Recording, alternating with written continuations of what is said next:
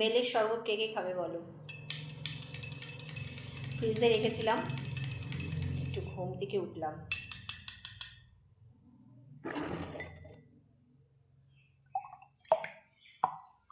খুব ঠান্ডা হয়ে গেছে, খুবই ঠান্ডা হয়ে গেছে।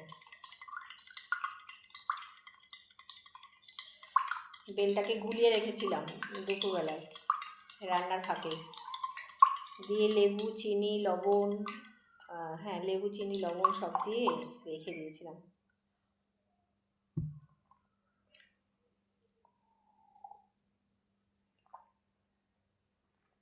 খুব ঠান্ডা হয়ে গেছে,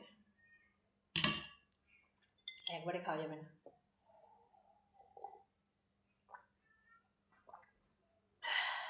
দারুণ লাগে গরমকালে একটু ফ্রিজে রেখে এই শরবতটা, হেভি লাগে। কদিন খেলাম, তা আজকে ভাবলাম তোমাদের সাথে শেয়ার করি। কদিন খেলাম, কি পড়েছে, চিনি দিয়েছিলাম তো, একটা পিঁপড়ে।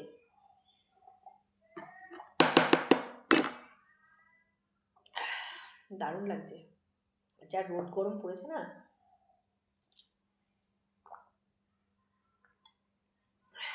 এখন এক গ্লাস না, হাফ গ্লাস মতো রয়েছে। দুদিন আগে করেছিলাম, আইসক্রিম হয়ে গেছে পুরো।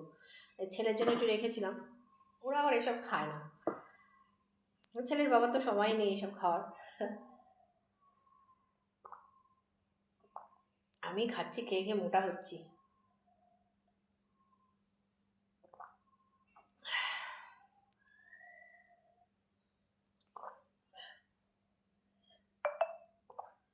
হয়ে গেল খাওয়া। ও